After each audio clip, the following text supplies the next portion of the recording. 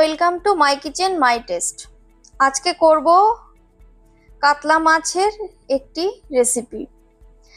কাতলা মাছের এই রান্নাটি একেবারেই অন্যরকম।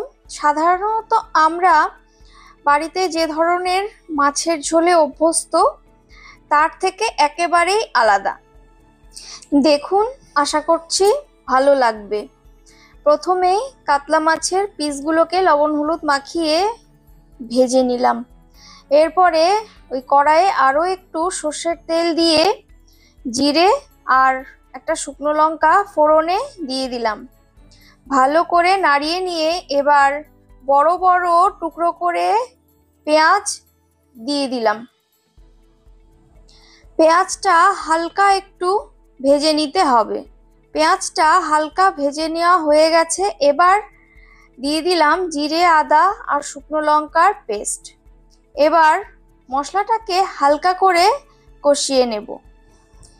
চ্যানেলটি সাবস্ক্রাইব করে আমার পাশে থাকবেন আর পাশে রাখা বেল আইকনটি প্রেস করে দেবেন নতুন নতুন ভিডিওর আপডেট সবার আগে পাবার জন্য।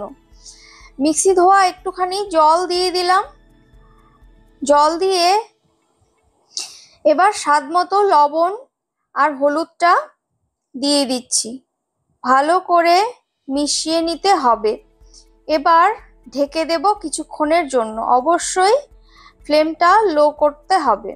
এবার কয়েকটা কাজু আর একটু পোস্ত বেটে নিচ্ছি। কাজু আর পোস্তটা বেটে নেওয়া হয়ে গেছে। এবার ঢাকনাটা তুলে নিলাম। সুন্দর ওপরে তেলগুলো ভেসে উঠেছে। এবার মশলাটাকে আর একটু কষিয়ে নিতে হবে। মশলাটা আর একটু কষিয়ে নেওয়া হয়ে গেলে এবার ওই কাজু আর পোস্ত বাটাটা দিয়ে দিলাম। দিয়ে আরও একটু কষিয়ে নিতে হবে। এবার আরও একটু মিক্সি ধোয়ার জলটা দিয়ে দিচ্ছি। রান্নাটি মিডিয়াম ফ্লেমে করতে হবে।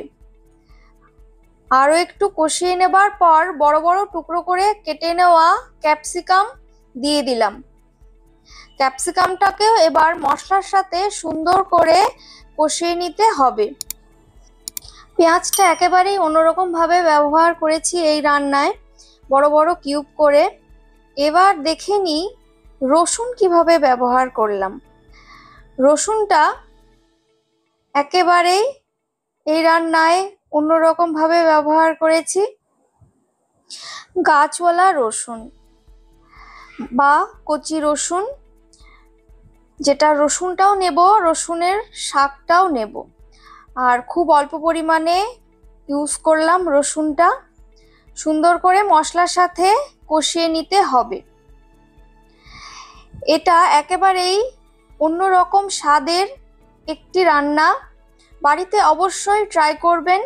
ভালো লাগলে অবশ্যই কমেন্ট করে জানাবেন আর লাইক করতে ভুলবেন না। মশলা কষানো হয়ে গেছে। পরিমাণ মতো জল দিয়ে দিলাম। ঝোল ফুটে উঠেছে।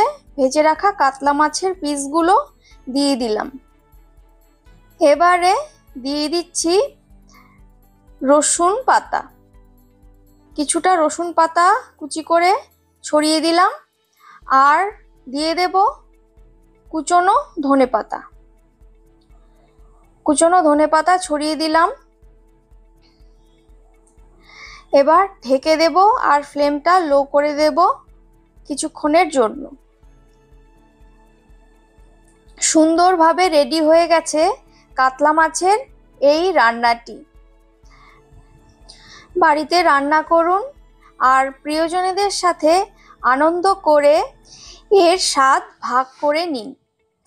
আশা করছি খেতে ভীষণ সুন্দর লাগবে।